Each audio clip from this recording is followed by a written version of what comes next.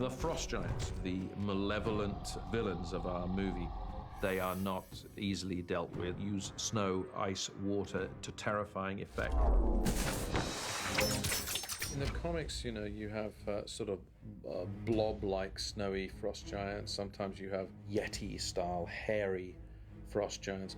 We wanted creatures who looked like they'd been starved. They were leaner. There were less things in the way. That it wasn't a question of them keeping warm in a cold place. They absolutely were adapted to a cold place. They were very spooky, sort of like things as opposed to people. So we were getting away from anything soft, cozy, Christmas-like, Jack Frost-like. They were dirty characters. I'm just thinking, again, I'm liking potentially, got to be careful it doesn't go too sort of dinosaur-y, yes, or whatever. We needed to cast their leader. A character like this needs to be complex, needs to be a great military leader, tactician. He needs to give all that. Judicious quick look, as in, now I've got you, old man, and then he... Yes, sir. Zaps me.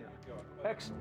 Colm has, I don't know, 17 seasons with the Stratford, Ontario company up in Canada, so he has a vast range of experience when it comes to complicated and evil characters. In a sense that it takes more to push this creature off the ice to get through space. The determination, that's terrific. He was able to use the kind of economy that means with a character like that, often in repose, there's a stillness, there's a dangerous stillness. So what you get is the potential, the hint of this lethal, deadly quality.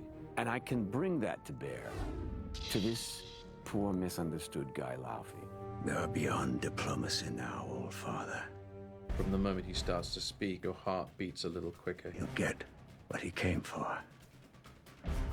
War and death. He just had that character down to a T. He was so incredible, and it really made the hairs on your spine rise because it was just, I mean, he's so powerful, his voice. In trying to define the shape and sound of him, we used other actors and similar vocabularies that we have from the theater and things like that, and saying, okay, he could be, you know, this could be the sound of a guy in a world that is decaying, that was grand at one time and is now, you know, sadder and more broken and remote and misty.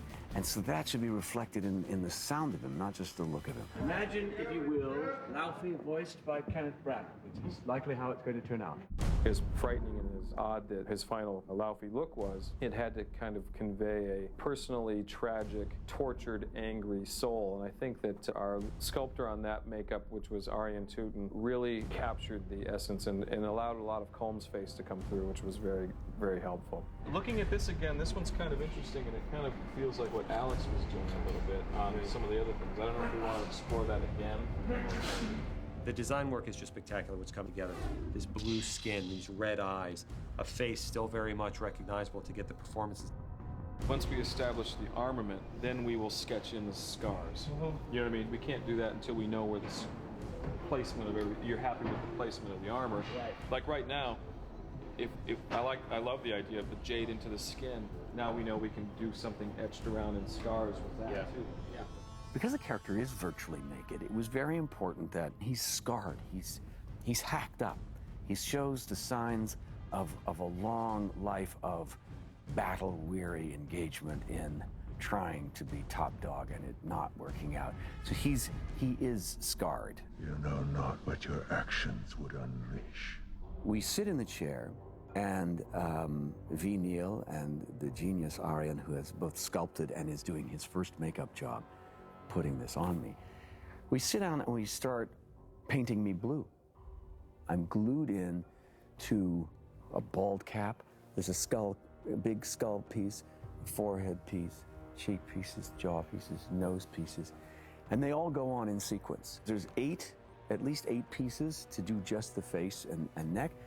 Once we're happy with that, we painted the hands blue, then nails, we paint, we glue. It's ridiculous.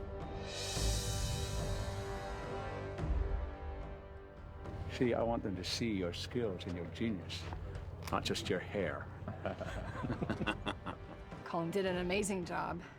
I mean, just incredible job. His voice, I mean, it was just terrifying. From day one, you know, the enthusiasm that comes out of that guy is epic, you know. Wonderful actor. It's fun to work with him. We had some great scenes together. End this now.